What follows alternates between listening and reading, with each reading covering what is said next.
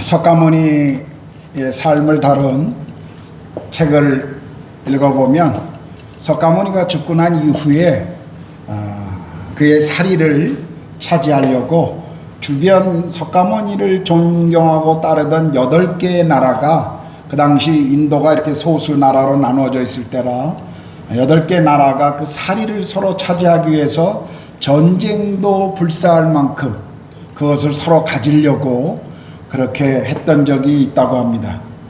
그래서 8개 나라가 서로 타협하여 같은 분량의 그 사리를, 뼈를 나눠 갖는 것으로 타협해서 전쟁하지 않고 잘 해결했다고 하는 그런 이야기를 읽은 적이 있습니다. 그래서 인도의 그 석가모니의 뼈들이 돌아올 때 정말 수십만의 인도 사람들이 경외함을 가지고 그 뼈를 경외하며 또 예배하는, 뿌자를 드리는 그런 시간들이 있었다고 합니다. 여러분 한번 생각해 보십시오. 제가 이 내용을 읽으면서 한 가지를 생각했습니다.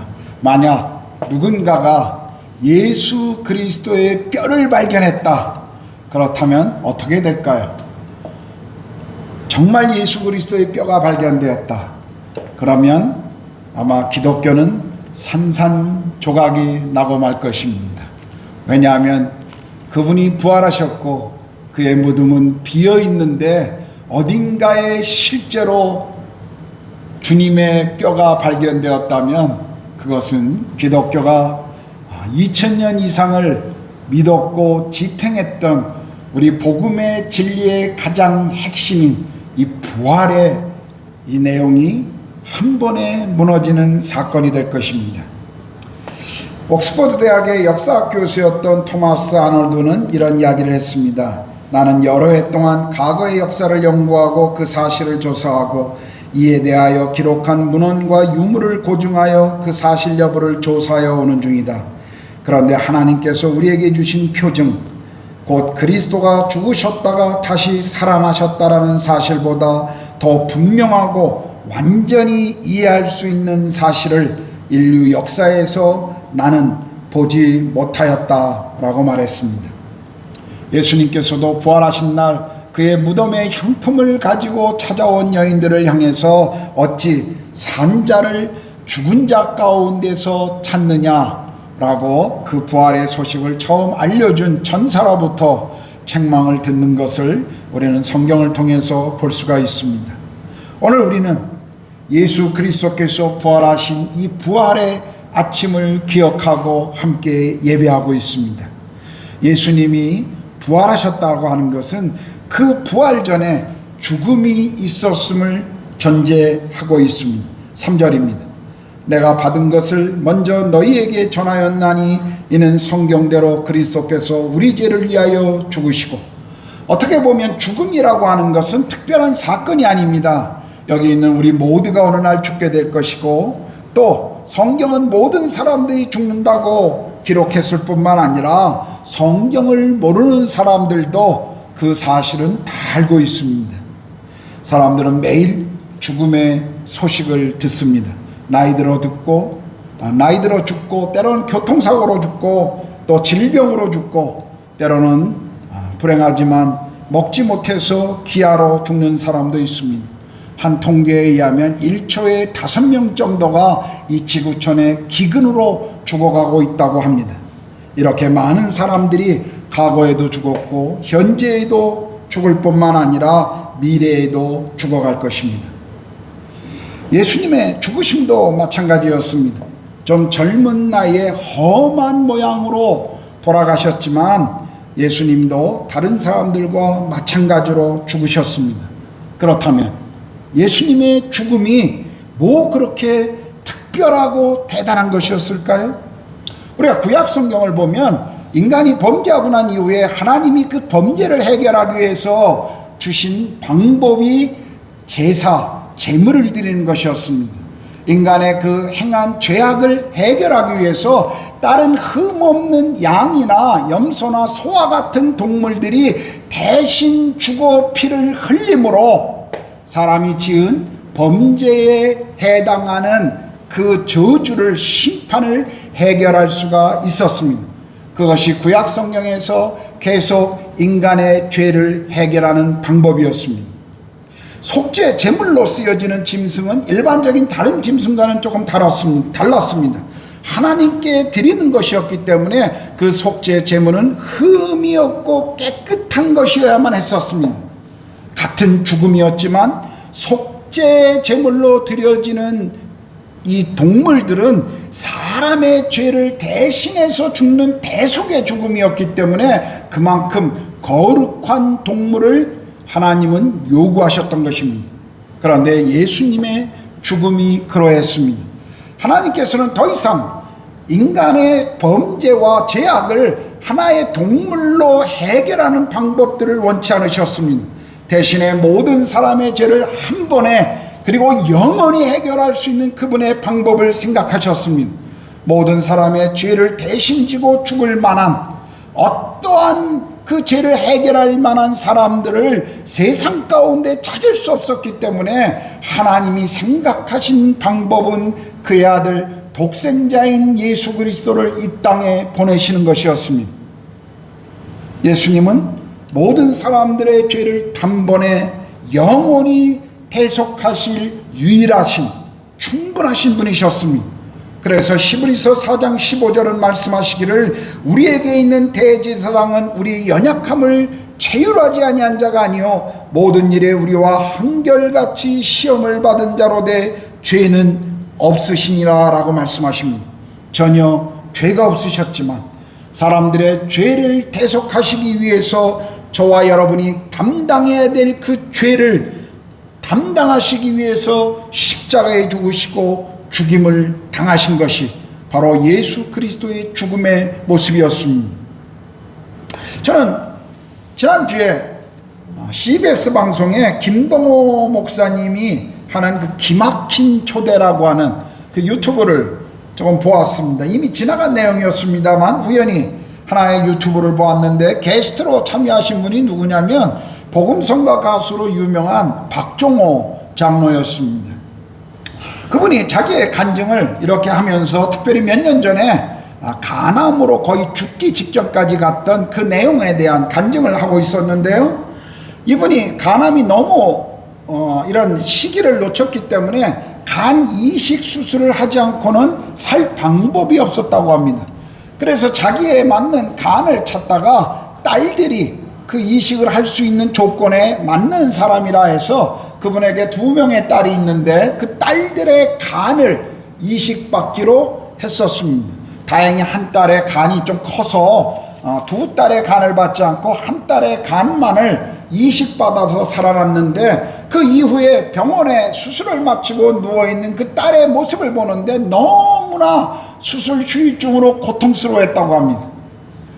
어떤 진통제를 줘도 그 진통 아픔을 계속 딸이 이렇게 힘들어하는 것을 병상에서 아버지인 이 박정호 장로는 그 모습을 보면서 자기의 마음이 얼마나 찢어지는지 자기가 죽어야 될 문제를 자기가 해결할 수 없는 이 문제를 딸의 도움으로 아버지인 자기가 이것을 경험해야 하는 그 고통스러운 시간을 간증하면서 그분이 이런 얘기를 하셨습니다. 그때 저는 예수 그리스도의 십자가를 생각했습니다. 저 딸의 간 이식이 없이는 도저히 살 수 없는 그것이 유일한 방법이었기 때문에 그 고통을 참아내야 되는 딸의 모습처럼 우리 하나님 아버지는 우리의 죄의 문제를 해결하시기 위해서 오직 유일했던 방법 자기 아들을 십자가에 죽게 해야 되는 이 고통스러운 방법을 선택하실 수밖에 없었던 그 하나님의 마음을 자신은 병상에 누워있는 딸을 보면서 기억했노라고 그런 간증하는 것을 저는 유튜브에서 보았습니다. 그렇습니다. 십자가는 하나님의 고통이었습니다. 우리의 죄와 저주와 심판에서 구원하시기 위해서 하나님이 선택하신 방법이었습니다. 십자가 밖에는 거룩하시고 죄와 전혀 상관없는 그분이 십자가에서 우리 죄를 위해 죽어주시기 전까지는 우리의 죄의 문제가 해결될 수 없기 때문에 하나님이 선택하신 고통스러운 방법이 바로 십자가였습니다. 여러분 로마의 바티칸 성에 가면 성 베드로 성당에 들어가 보면 들어가는 그 입구 쭉 들어가 보다 보면 미켈란젤로가 조각한 피에타라고 하는 동상이 있습니다. 이태리 말로 불쌍히 여기소서라고 하는 의미의 그 피에타 이렇게 상이 있습니다. 1972년에 어떤 호주에서 온 정신병자가 약간 정신이 나간 사람이 망치를 들고 그 피에타를 내리치는 바람에 팔과 몇 군데가 이렇게 깨어져서 그것을 보수했습니다. 보수하고 난 이후에 지금 가보시면 이렇게 유리로 이렇게 앞을 가로막아서 가까이 접근하지 못하도록 이렇게 멀리서 봐야 하는, 그래서 좀 아쉽습니다. 그런데 많은 분들이 그 성베드로 성당 들어가 보면 그 피에타 상 앞에서 무릎을 꿇고 기도하는, 특별히 물론 로마 카톨릭이나 러시아 정교회 사람들이 많습니다만 개신교인인 저 같은 사람들은 그냥 감상하고 지나가는데 많은 분들은 거기 무릎을 꿇고 이렇게 기도하는 것을 저도 보았습니다. 예, 굉장히 아름다운 모습입니다.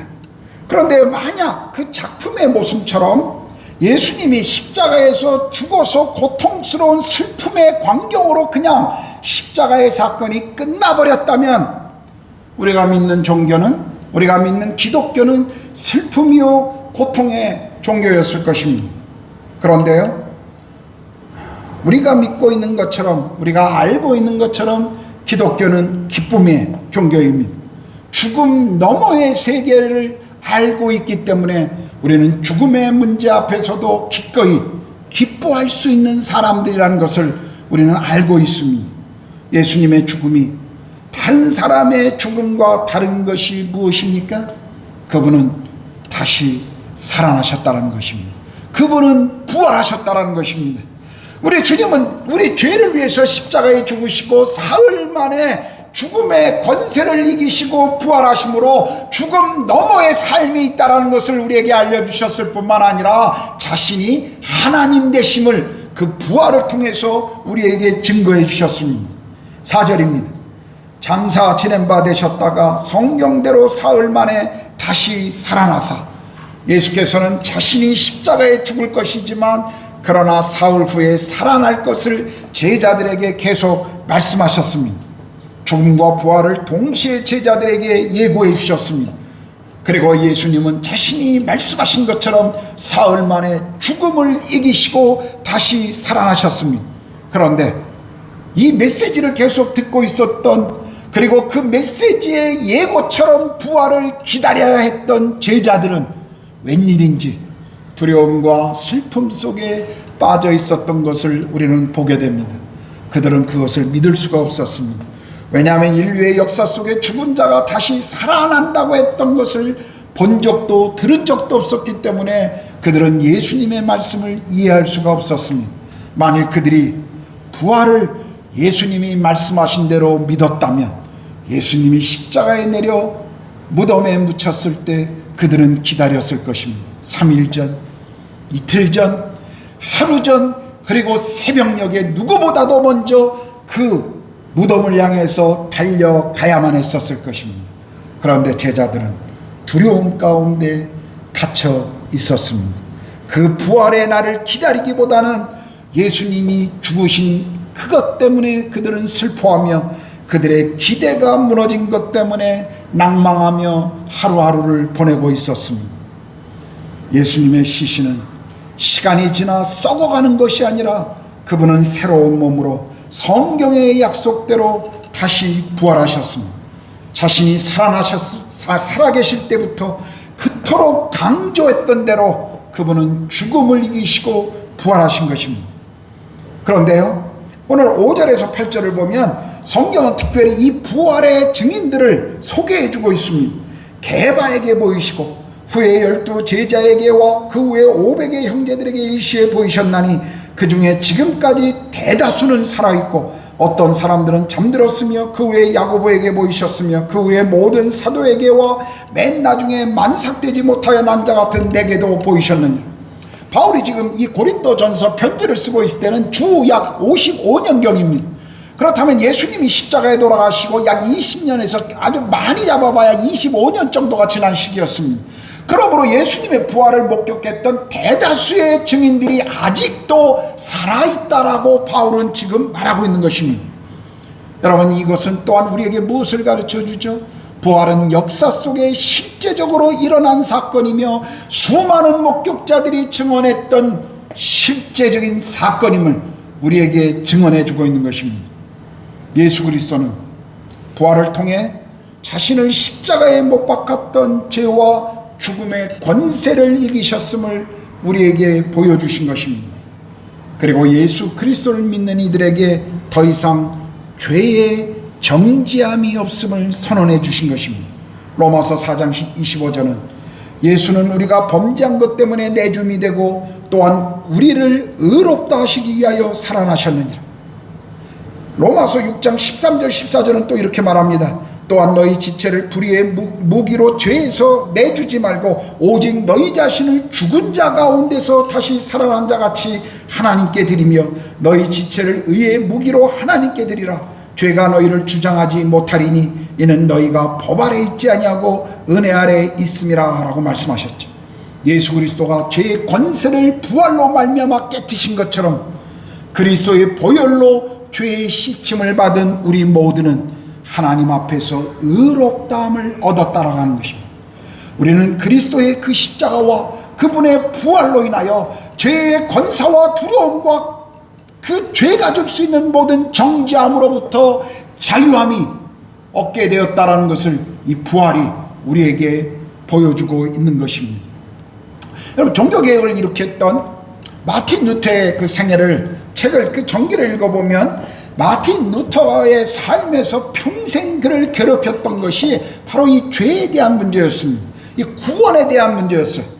그가 살고 있었던 16세기는 로마 가톨릭 교회가 유럽을 장악하고 있었기 때문에 이 로마 가톨릭의 신앙은 사람이 구원에 이르기 위해서는 예수 그리스도를 믿는 것뿐만 아니라 사람의 선행의 공로가 필요하다라고 그들은 가르쳤습니다.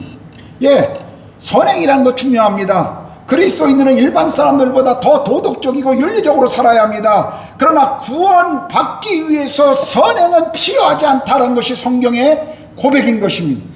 구원받은 하나님의 백성들은 하나님이 이 땅 가운데 우리에게 부르신 곳에서 하나님의 나라를 위해 우리가 선한 삶을 살아야 하지만 구원받기 위해서는 예수 그리스도의 십자가와 부활의 사건 외에는 다른 어떤 것도 필요하지 않다는 것이, 우리의 수고와 노력과 공로가 필요하지 않다는 것이 성경의 증언인 것입니다. 그런데 당시 로마 가톨릭 교회는 계속 그렇게 가르쳤기 때문에 이 마틴 루터에게 있어서 이 영향은 굉장히 고통스러운 것이었습니다. 그는 죄로부터의 구원함을 경험하기 위해서 참 많은 선한 삶과 그리고 그가 자신이 행했던 죄를 고백하고 그의 마음속에 구원받기에 충분하지 못하다고 하는 그 사실 때문에 그 정죄함이 오랫동안 이 마틴 루터를 괴롭혔습니다. 그는 변호사가 되고 법률가가 되기 위해서 법학을 공부했습니다. 그의 아버지가 그것을 원했어요. 그런데 법학을 공부하던 어느 날 이웃에 있는 도시에 가져오다 청등 번개가 치고 그 번개로 인하여 사람들이 죽는 것을 보고 두려움에 떨었습니다.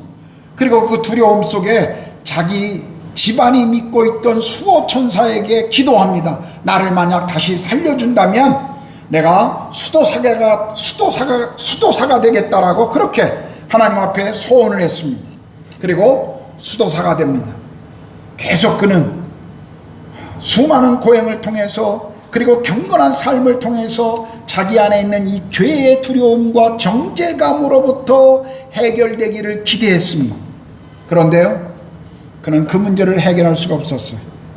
얼마나 자주 주임 사제에게 찾아가서 고해성사를 했는지 나중에는 이 주임 사제가 마틴 루터에게 제발 한꺼번에 당신 죄를 다 모아서 오라고 그렇게 돌려보낼 정도로 마틴 루터는 자기의 죄에 대해서 심각하게 그 죄의 정죄감에 매달렸던 사람이었습니다. 마틴 루터의 정죄를 보면요, 마틴 루터는 기억도 나지 않는 자기가 어렸을 때 유아기의 어머니에게 젖을 빨면서 그 젖을 물었던 것까지도 하나님 앞에 회개했다고 합니다. 그만큼 철저히 죄에서 벗어나고 죄가 주는 두려움, 정죄감에서 벗어나려고 했던 사람이 마틴 루터였습니다. 야사에 의하면요, 마틴 루터가 로마를 방문하는데, 로마를 방문한 건 실제입니다. 로마를 방문했을 때 과거 콘스탄티의 어머니였던 헬레나가 예수님이 예루살렘에서 빌라도에게 심판받을 때, 재판받을 때 그 서 있었던 그 계단을 통째로 띄워서 로마로 옮겨놓은 것이 있습니다. 지금도 로마에 가면 그것이 있는데요. 이 사진에 보면 이 계단, 그래서 사람들이 저 계단은 죄를 용서받기 위해서 무릎을 꿇고 계단을 하나하나 밟아갈 때마다 자신의 죄를 고백하면 용서받는다고 사람들이 믿어서 지금도 저렇게 무릎을 꿇고 올라가면서 기도합니다. 저와 제 아내는 저기를 방문했을 때 그냥 옆에 계단을 올라갔습니다만, 여러분 저 계단을 무릎을 꿇고 마틴 루터가 죄를 고백하고 올라가고 마지막 계단에 서는 순간 마틴 루터가 이렇게 고백했다고 합니다. 이것도 헛되도다. 그만큼 마틴 루터의 마음을 괴롭혔던 것이 이 죄와 구원에 대한 문제였습니다. 그런데 어느 날 비텐베르크 신학교의 학생들을 가르치기 위해서 로마서를 연구하다가 그는 로마서 1장 17절의 말씀 앞에 부딪힙니다. 복음에는 하나님의 의가 나타나서 믿음으로 믿음에 이르게 하나니 기록된 바 오직 의는 믿음으로 말미암아 살리라 함과 같으니라. 마틴 루터는 이 말씀 앞에 부딪혔을 때 구원이 나의 공로나 나의 어떤 수고나 나의 어떤 경건함의 결과가 아니라 예수 그리스도 그분의 십자가의 공로라는 사실을 깨닫고 주님 앞에 비로소 자신이 구원받았음을 고백할 수가 있었던 것입니다.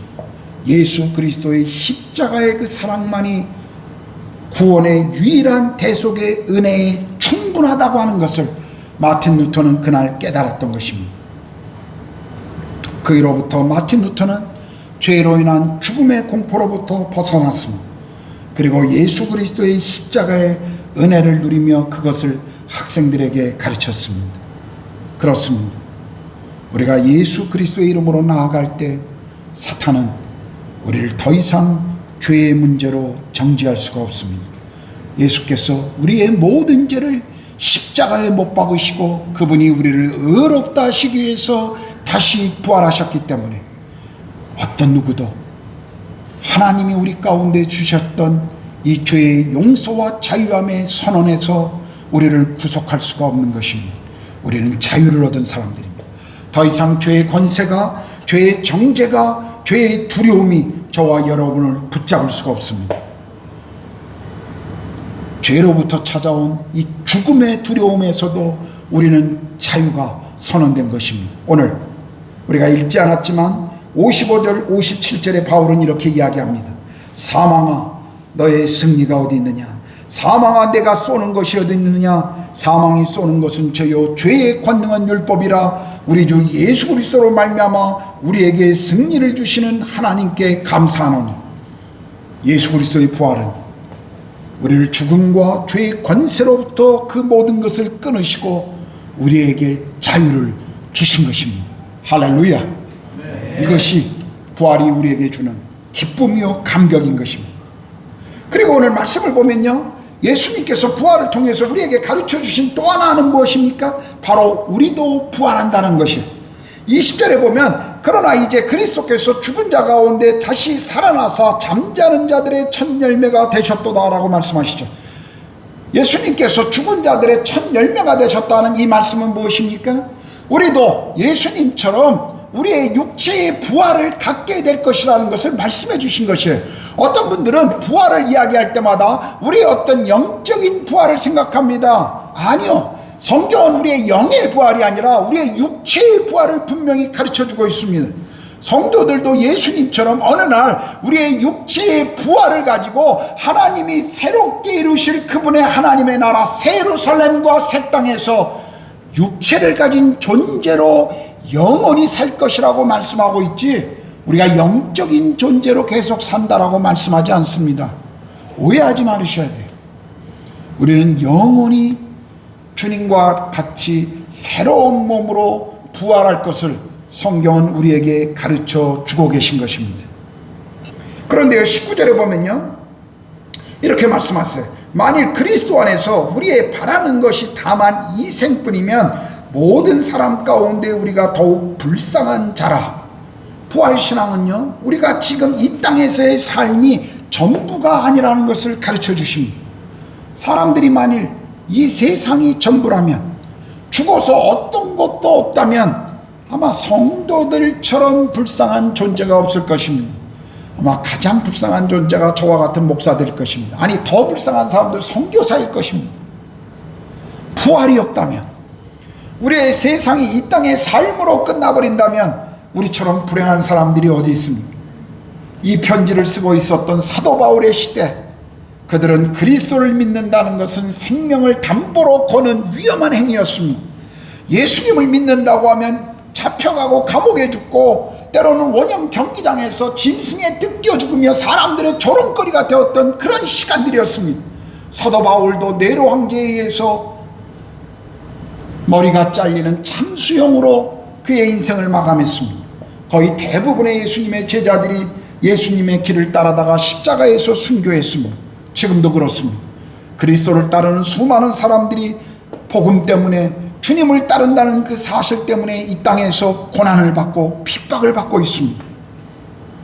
그렇다면 이토록 이 세상에서 불쌍하게 살아가고 있는 사람들, 그 어떤 사람들이 이렇게 살고 싶겠습니까? 그런데 그럼에도 불구하고 그리스도인들은 이 세상에서 가장 불쌍한 삶을 살아가는 편을 선택한 것입니다. 왜냐하면 우리는 이 세상 너머에 또 다른 삶이 있다는 것을 알고 있기 때문입니다. 부활의 신앙이 우리 안에 있기 때문에 그렇습니다. 지금 이 세상에서 우리가 당하는 고난들, 이 세상에서 우리가 경험하는 환난과 어려움들, 그 모든 것들이 끝이 아니라 죽음 너머에 또 다른 세상, 하나님의 나라가 우리를 기다리고 있다는 것을 알기 때문에 우리는 기꺼이 주님을 따를 때 이 좁은 길을 걸어가는 길을 선택한다는 사실입니다. 부활은 죽음 이후의 삶이 있다는 것을 우리에게 가르쳐 주십니다. 오늘 이 땅에만 집착하여 살아가는 사람들에게는 부활신앙이 어리석어 보일지 모릅니다. 그러나 우리가 부활신앙을 가지고 있다면 우리는 이 땅에 얽매인 삶이 아니라 하나님 나라를 바라보아야 할 것입니다. 이 땅에서 죄의 권세를 이기시고 승리하는 믿음의 사람들로 우리는 마땅히 걸어가게 하는 것이 바로 이 부활의 믿음일 것입니다. 바울도 부활하신 주님을 만났을 때 그의 인생이 완전히 변화되는 경험을 했습니다. 겁에 질려 도망쳤던 그 모든 주님의 제자들도 부활을 경험하고 난 이후에 그들의 삶이 완전히 변한 것을 우리가 볼 수가 있습니다. 부활은 혁명적인 사건입니다. 이것은 세상 그 어떤 것도 우리에게 줄 수 없는 혁명적인 사건입니다.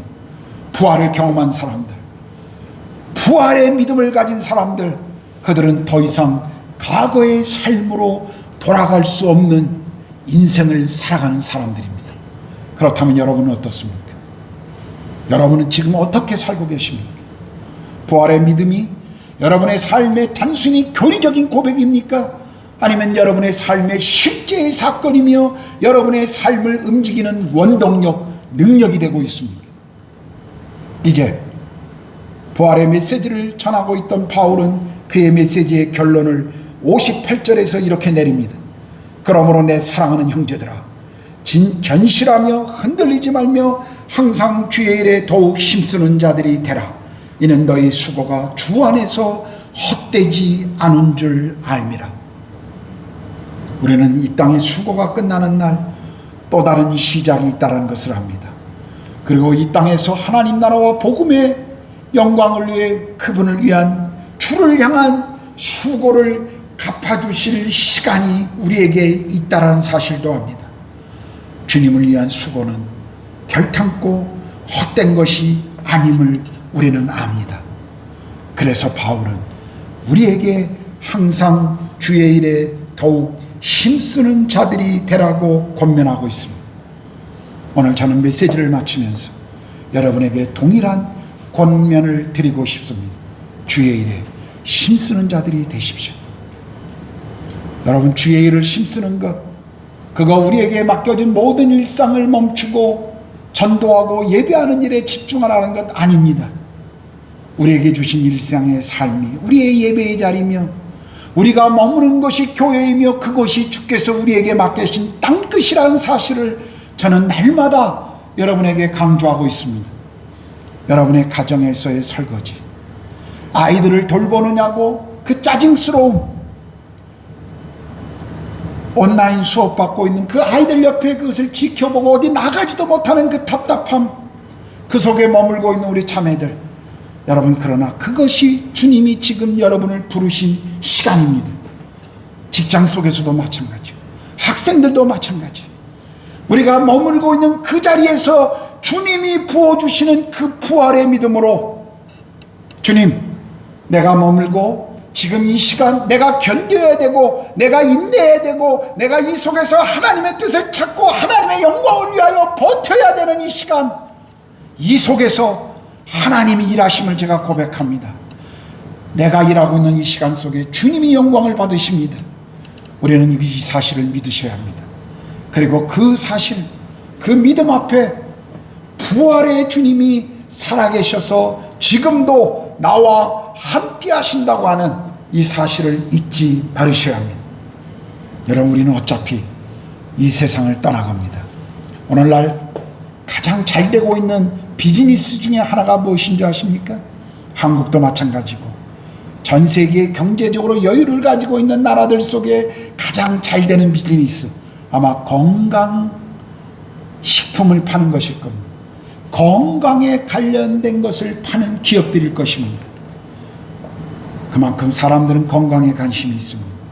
더 오래 살려고 노력합니다. 그리고 어떤 의미에서 죽음을 두려워합니다. 그런데요, 그리스도인들에게 있어 죽음은 사형이 아닙니다. 사형 날짜를 받아놓고 두려움에 떨고 있는 사형수의 모습이 우리의 모습이 아니라 그리스도인들에게 죽음은 출소입니다. 그리스도인들에게 죽음은 또 다른 자유입니다. 그리스도인들에게 죽음은 또 다른 하나님과의 동행의 새로운 축복의 경험입니다. 부활은 오늘 우리에게 그것을 가르쳐주고 있습니다. 부활은 바꿀 수 없는 진리입니다.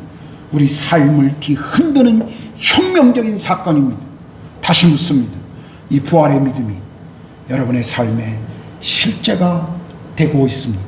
그렇다면 여러분은 과거처럼 살지 못할 것입니다. 그렇다면 여러분은 세상적인 삶을 따라가지 않을 것입니다. 그렇다면 여러분의 인생은 세상의 가치가 다스리지 못할 것입니다. 부활, 그 부활의 믿음은 우리로 하여금 이 땅에서 하나님 나라의 가치를 위해 살게 만들 것입니다. 부활을 따라가십시오. 그 믿음을 따라가십시오. 여러분 모두 이 시간 십자가의 사랑과 부활의 능력이 여러분의 삶에 실제로 경험되는 축복이 함께 하시기를 기도합니다. 주님은 부활하셨습니다. 할렐루야. 우리도 부활할 것입니다. 할렐루야. 기도합시다. 오늘 주신 말씀을 기억하면서 우리 함께 기도했으면 좋겠습니다. 우리는 너무 많은 경우에 그리스도인들조차도 부활을 하나의 교리적 고백으로 받아들일 때가 얼마나 많은지 모릅니다. 사람들에게 복음을 이야기할 때도 부활은 왠지 믿을 것 같지 않아서 빼버릴 때가 많습니다. 부활을 이야기하면 무언가 어리석은 사람처럼 보일 때도 있습니다. 내 삶의 부활이라고 하는 것이 그냥 기독교가 가르쳐주는 하나의 교리로 그냥 여기고 지나갈 때가 얼마나 많은지 모릅니다. 부활은 부활절의 메시지일 뿐일 때가 얼마나 많은지 모릅니다. 그렇지 않습니다. 부활은 우리의 삶의 원동력이요 우리 삶의 능력의 근원입니다. 그래서 바울은 십자가의 사랑의 그 길이와 넓이와 높이와 깊이의 어떠함을 알고 부활의 권능을 매일 알기를 원하노라고 기도했습니다. 여러분, 부활의 이 사건이, 이 부활의 능력이 여러분 삶의 실제가 되셔야 합니다. 여러분의 삶의 원동력이 되고 여러분의 삶의 움직이는 동력이 되어야 합니다. 부활의 능력으로 살아가십니까? 이 시간 기도합시다. 주님, 제가 부활의 능력 가운데 머물기를 원합니다. 제 삶을 부활의 권능으로 인도해 주십시오. 세상이 아니라 하나님 나라의 가치를 바라보게 해주십시오. 그리고 이곳에 머무는 시간 속에 제가 그 부활의 능력을 덧입어 하나님 나라의 가치를 위해 살게 해주십시오. 함께 기도합니다.